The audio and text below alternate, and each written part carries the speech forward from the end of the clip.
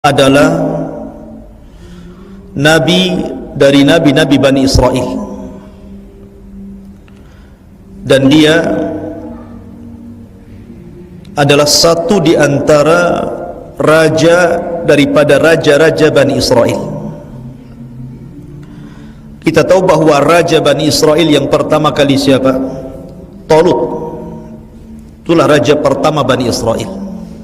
Kemudian raja yang kedua Nabi Allah Dawud alaihi salatu wassalam, dan raja yang ketiga dan tidak ada raja setelahnya adalah Nabi Allah Sulaiman alaihi salatu wassalam. Inilah tiga raja Bani Israel,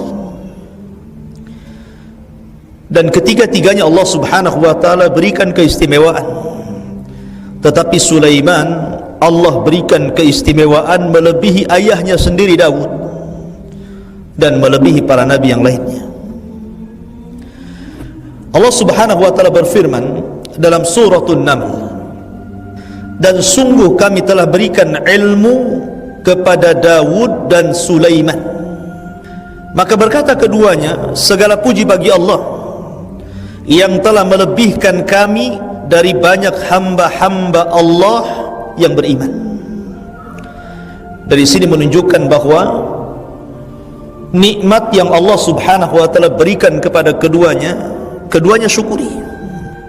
Dalam ayat yang lain, dalam surah As-Sad, Allah mengatakan, wa wahabna li Dawud Sulaiman ni'mal abdu innahu awwab.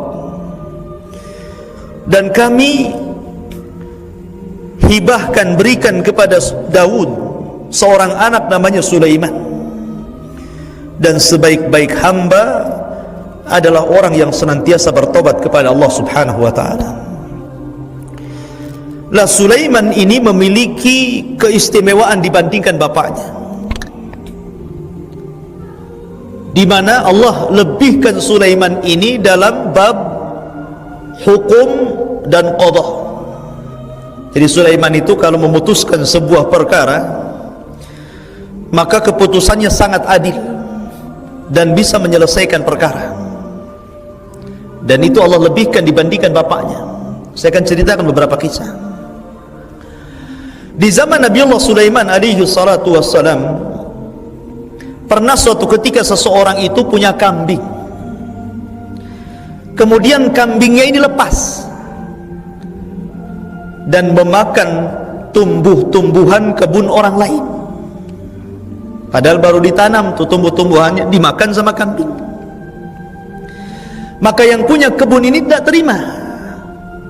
Akhirnya kemudian datang kepada Nabi Allah Dawud alaihi salatu wassalam, minta perkaranya diselesaikan. Ini bagaimana ini?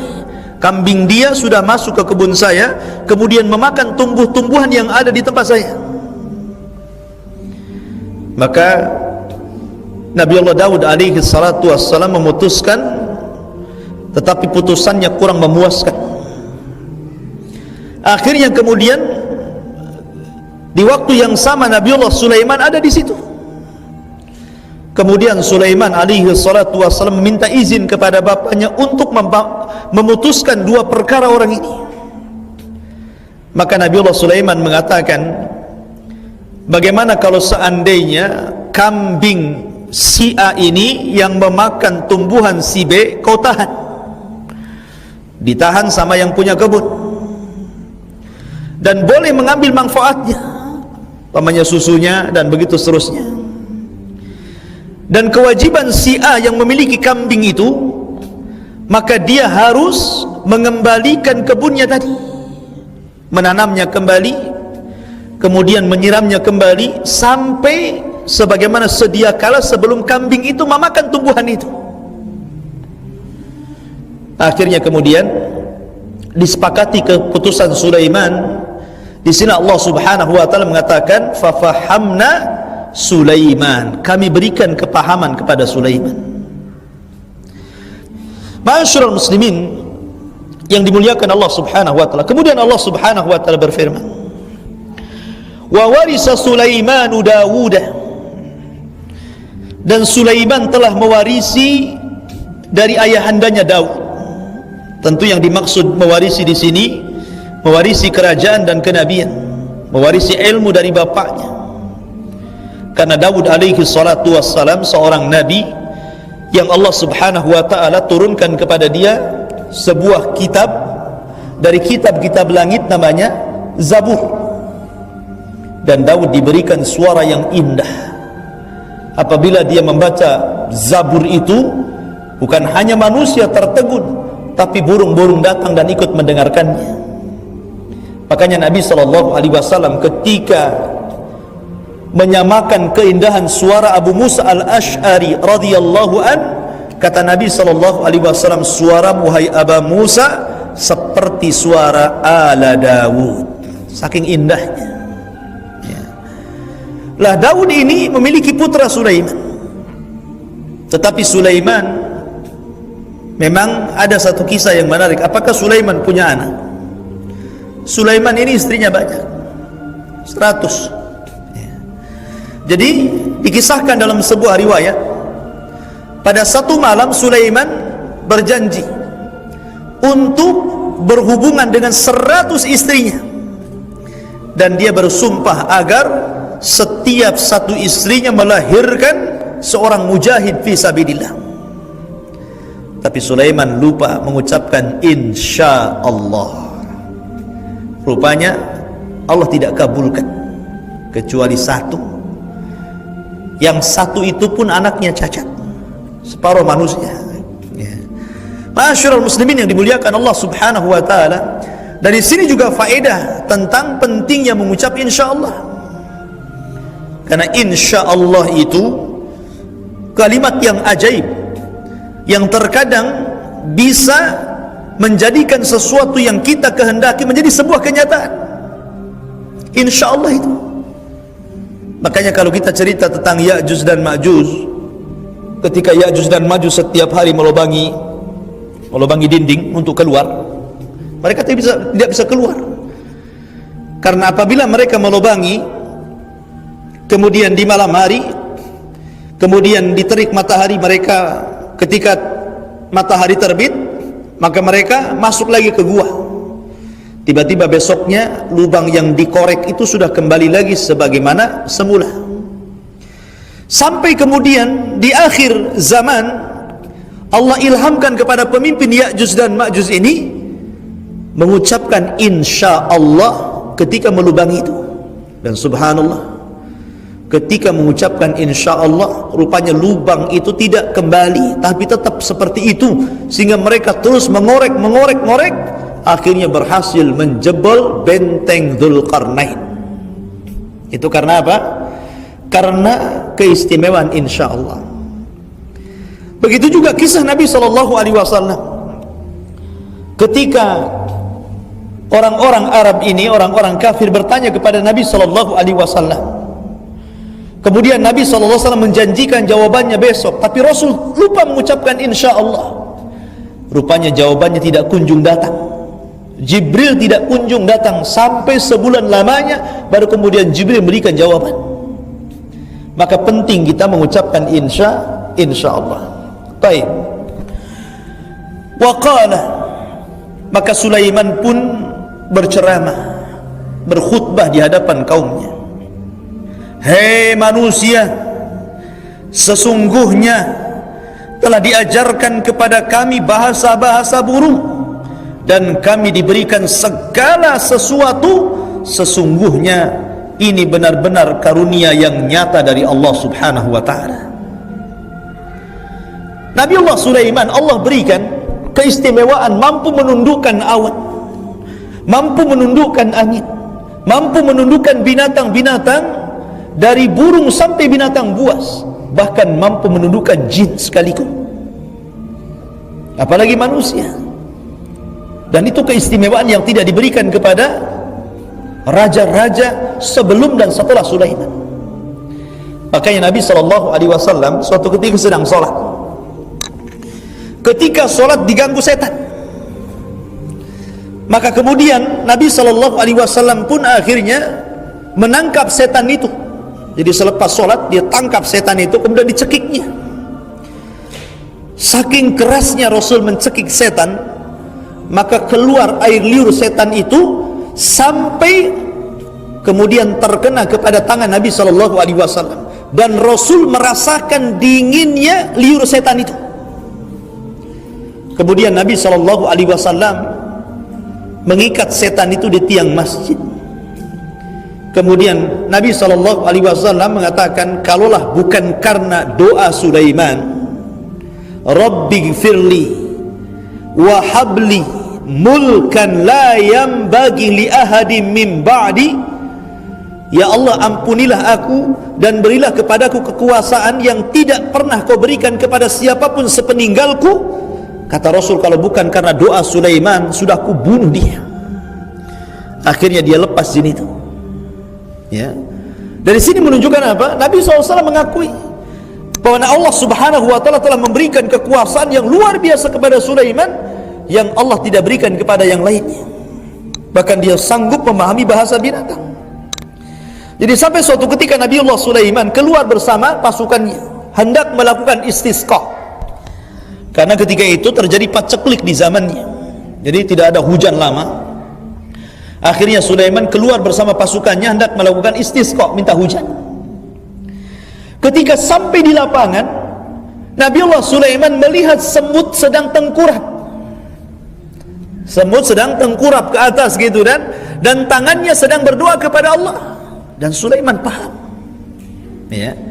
Rupanya sebelum Sulaiman dan juga tentaranya melakukan istisqa meminta hujan kepada Allah, semut-semut itu sudah duluan istisqa meminta hujan kepada Allah. Maka ketika melihat semut-semut berdoa kepada Allah meminta hujan, maka Sulaiman mengatakan kepada tentaranya, irji'u, kembali kalian, sesungguhnya telah cukup semut-semut itu meminta kepada Allah hujan untuk kita. Makanya Nabi SAW mengatakan, laulal bahaim lam tumtiru, kalau seandainya bukan karena binatang ternak, kalian tidak mungkin diberikan hujan. Ya.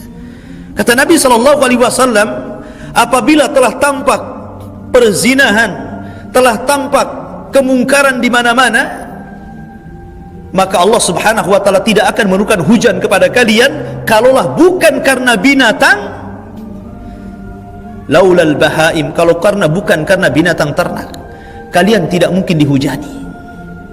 Jadi Nabi Allah Sulaiman paham dengan bahasa semut itu. Maka Sulaiman memilih untuk pergi pasukannya karena cukup dengan semut yang istisqa. Bahkan dalam sebuah kisah nanti dikisahkan ayat selanjutnya, bagaimana Sulaiman juga ketika membawa tentaranya tiba-tiba dihadang dengan pasukan semut. Kemudian Allah mengatakan, wa husyira li Sulaimana junuduhu minal jinni wal ins wat tayri fahum yuzaun. Dan untuk Sulaiman dikumpulkan bala tentara dari jin, dari manusia, dari burung-burung, lalu mereka berbaris dengan tertib. Jadi Sulaiman itu punya pasukan. Jadi pasukan manusia berbaris, ada posnya. Pasukan jin juga ada posnya. Pasukan burung yang senantiasa menaungi. Kalau Sulaiman sedang berjalan, maka akan membuat naungan supaya tidak kepanasan. Belum lagi binatang-binatang buas, semua ditundukkan Sulaiman karena Allah Subhanahu wa ta'ala, karena izin Allah Subhanahu wa ta'ala. Raja mana ikhwan yang bisa mengalahkan kerajaan Sulaiman? Pasukannya banyak, bukan manusia saja, dari kalangan jin, bukan kalangan jin saja, dari binatang-binatang buas, dari burung-burung. Maka wajar kalau seandainya Sulaiman mengatakan, Rabbi gfirli wa habli mulkan la yanbaghi li ahadin min ba'di. Ya Allah, ampuni dosa-dosaku, berikan kepadaku sebuah kerajaan yang kau tidak pernah berikan kepada siapapun setelahku. Memang luar biasa. Ya. Makanya para ulama mengatakan di dunia ini ada 4 raja yang pernah menguasai dunia, 2 mukmin dan 2 kafir. Yang mukmin Nabiullah Sulaiman, kemudian yang kedua Raja Dzulqarnain, keduanya mukmin dan keduanya menguasai dunia. Kemudian yang 2 kafir, pertama Namrud di masa siapa? Nabiullah Ibrahim alaihi salatu wassalam. Dan yang kedua Bukhtun Nasr. raja yang menghancurkan Yahudi Bani Israel dan memporak-porandakan Palestina di zaman itu. Ya. Jadi ini 4 raja, tetapi dari 4 raja ini yang paling besar kekuasaannya adalah Nabiullah Sulaiman. Karena Sulaiman punya pasukan jin, punya pasukan burung, punya pasukan binatang-binatang, bahkan dia punya pasukan angin. Punya pasukan angin. Angin bisa membawa Sulaiman kemanapun dia mau, ya. Dan angin ini sebagai pengganti karena kecintaan Sulaiman kepada Allah. Jadi kisahnya begini. Dalam sebuah riwayat, Sulaiman itu suka dengan kuda. Kadang-kadang dia koleksi kuda-kuda yang bagus, kuda-kuda yang perang, kuda-kuda yang tunggangan dia yang cantik. Pokoknya hobi sekali dengan kuda. Terkadang seharian dia duduk saja memandangi kudanya, memandikan kudanya, mengelus-ngelus kudanya. Namanya hobi dengan kuda. Sampai suatu ketika Nabi Sulaiman ini dilalaikan dengan waktu salat. Saking enaknya dia memandangi kuda, tanpa terasa matahari terbenam, akhirnya dilalaikan dari beribadah kepada Allah Subhanahu wa taala. Dari situ Sulaiman menyesal. Karena menyesalnya itulah akhirnya Sulaiman pun marah kepada kuda-kudanya. Akhirnya kuda-kudanya disembelih semuanya, kemudian disedekahkan dagingnya kepada fuqara wal masakin. Nabi SAW bersabda, "Man taraka syai'an lillahi awadallahu khairan minhu." Siapa yang meninggalkan sesuatu karena Allah, pasti Allah akan ganti yang lebih baik. Yakin antum. Kalau antum meninggalkan sesuatu karena Allah, Allah pasti akan ganti yang lebih baik itu. Ketika Sulaiman meninggalkan kuda-kudanya, hobi-hobinya ditinggalkan, bahkan disembelih kemudian disedekahkan dagingnya, dan dia lupakan dari kuda itu. Padahal kuda itu adalah kuda yang sangat kencang sekali untuk berperang. Akhirnya Allah Subhanahu wa taala ganti dengan apa? Dengan angin. Ditundukkan angin kepada Sulaiman. Kalau naik kuda kan lama tuh, naik angin sudah sampai sana. Allah berikan gantinya angin. Maka antum yakin ikhwan, kalau ada hal yang diharamkan Allah Subhanahu wa taala, kemudian antum belum mampu meninggalkannya, kalau antum yakin ketika meninggalkannya karena Allah, maka pasti Allah akan ganti yang lebih baik. Kemudian Allah mengatakan, hatta idza atau ala wadin namli qalat namlatun ya ayyuhan namlu dkhulu masakinakum la yakhtimannakum Sulaiman wa junuduhu wa hum la yash'urun. Hingga ketika mereka sampai di lembah semut. Jadi pasukan Sulaiman sedang berjalan ke Asqalan. Asqalan masih dari Palestina. Kemudian di tengah jalan tiba-tiba Sulaiman mengatakan, berhenti kalian semuanya. Kaget pasukan, ada apa ini?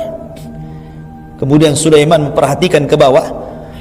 Rupanya ada rombongan semut sedang berjalan. Jadi ketika itu disebutkan dalam Al-Quran, hingga ketika mereka sampai di lembah semut, lembah Asqalan, berkatalah seekor semut, wahai semut-semut, masuklah kalian ke dalam sarang-sarang kalian, agar kamu tidak diinjak oleh Sulaiman dan bala tentaranya, sedangkan mereka tidak menyadarinya. Lihat kata-kata semut. Semut mengatakan, la yakhtimannakum Sulaiman, agar Sulaiman tidak menginjak kalian. Mereka tidak mengatakan agar Sulaiman tidak membunuh kalian, ya, karena Sulaiman tidak pernah membunuh semut, ya. Makanya di sini ketika itu Sulaiman mendengar suaranya. Semua orang tidak mendengar kecuali Sulaiman. Sulaiman yang mendengar itu. Maka Sulaiman pun fatabassama dhahikan min qawliha, maka Sulaiman pun tersenyum lalu tertawa dan berkata, Rabbi auzi'ni an ashkura ni'mataka allati an'amta alai wa ala walidai wa an a'mala salihan tardah wa adkhilni birahmatika fi ibadika salihin. Ya Tuhanku, anugerahkan kepadaku ilham untuk tetap mensyukuri nikmat-nikmat-Mu yang telah Allah anugerahkan kepadaku dan kepada kedua orang tuaku, dan agar aku mengerjakan kebaikan yang Engkau ridhai dan memasukkan aku dengan rahmat-Mu ke dalam golongan hamba-hamba-Mu yang saleh. Subhanallah. Sulaiman tetap bersyukur. Berapa banyak penguasa-penguasa yang merasa sudah berkuasa, yang merasa sudah tingkat kekuasaannya sudah level paling tinggi di sebuah negara, anggaplah presiden, justru mereka kufur, ambisi dengan kekuasaan, haus dengan kekuasaan, menjadi zalim, mendolimi rakyatnya, menindas orang-orang miskin. Tapi Sulaiman tidak demikian, ya. Dan di sini ada akhlak yang luar biasa, bagaimana Sulaiman melontarkan senyum kepada semut. Kalau semut saja dilontarkan senyum oleh Sulaiman, maka tentu manusia harus antum lebih senyum lagi kepada mereka.